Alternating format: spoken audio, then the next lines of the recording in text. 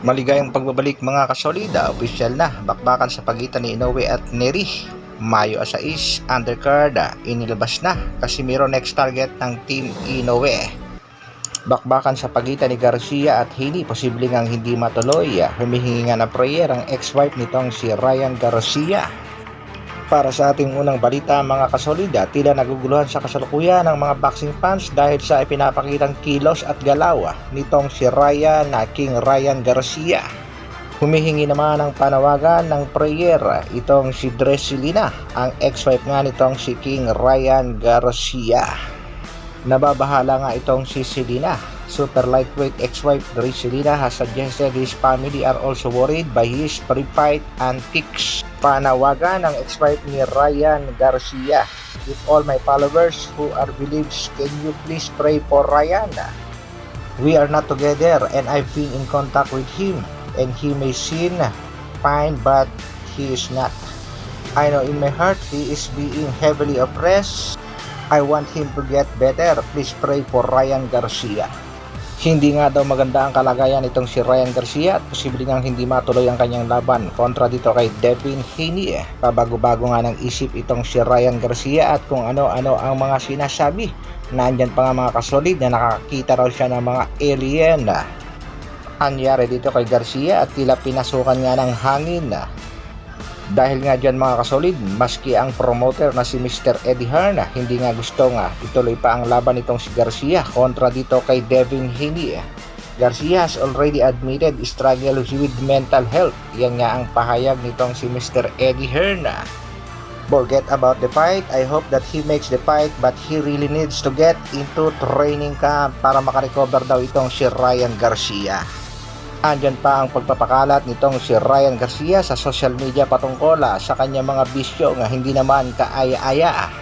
Ano sa palagay niyo mga kasolida? Diskarte lang ba talaga ito ni Ryan Garcia o talaga nga pinasukan na ng hangin? At kung sakali ngang magpo-pull out itong si Ryan Garcia at hindi papayagan ng Golden Boy Promotion, naka-standby naman itong si Arnold Barbosa. Nagbigay na rin ng pahayag itong si Stevenson.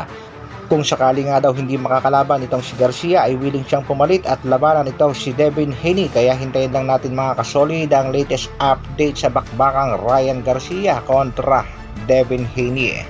Maganda nga sanang bakbakan ito kung sakaling matutuloy pero kung may dinaramdam itong si Garcia, mas mabuti pang palitan na lang laban kontra dito kay Devin Haney. Sa kabilang balita naman mga kasolid, opisyal na nga ang bakbakang Naoya Inoue kontra Luis Pantera Nery. Nagharap na nga ang dalawa mga kasolid sa bansang Japan. Nagbigay na rin ng pahayag itong Mexican bad boy. Nirerespeto daw niya itong si Naoya Inoue pero ipinapangako niya nga siya ang mananalo sa bakbakan. Ito raw ang magiging kaunahang talo ni Inoue sa kanyang karera.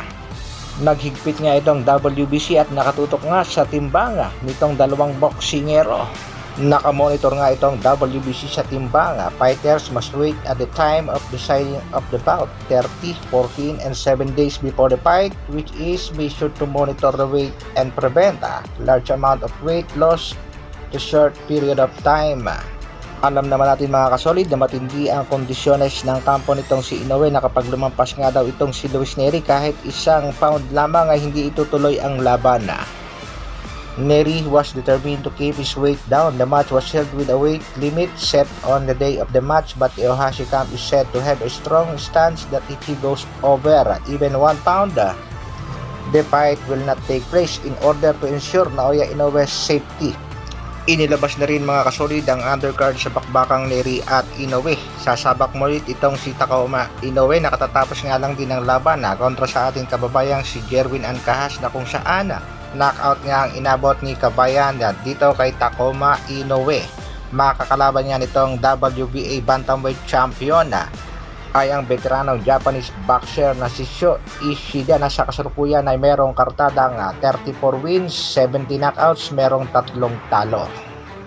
Isinama rin itong si Bob Arum ng Top Rank Promotion sa undercard ng bakbakang Inoue at Luis Pantera Neri ang kanyang alagang si Jason Moloney, ang kasalukuyang WBO Bantamweight Champion kontra nga dito kay Kiyoshiki Takei.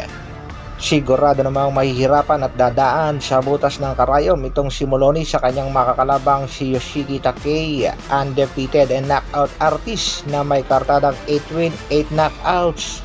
Sa kabilang dako, kampo ni Inoue nagbigay na rin ng pahayag sa mga posibleng makakalaban nitong Japanese Monster pagkatapos nga daw ng laban nitong si Naoya Inoue kontra Luis Pantera Neri, at kung sakaling ang mananalo ang Hapon, target na ring makalaban ng Japanese Monster ang alinmana dito kay Namorudjun Akhmadaliev, ang kasalukuyang WBA mandatory sa Super Bantamweight Division. Target na rin itong si Sam Goodman, ang IBF mandatory, at ang ating pangbato, Cuadro Alas Janel Casimiro, WBO contender. Kaya isang good luck dito sa Japanese Monster na si Naoya Inoue, at sana nga ay mapigyan ang kahilingan ng mga boxing fans na palagan ng nag-iisang angas ng Pinas, Cuadro Alas Janel Casimiro.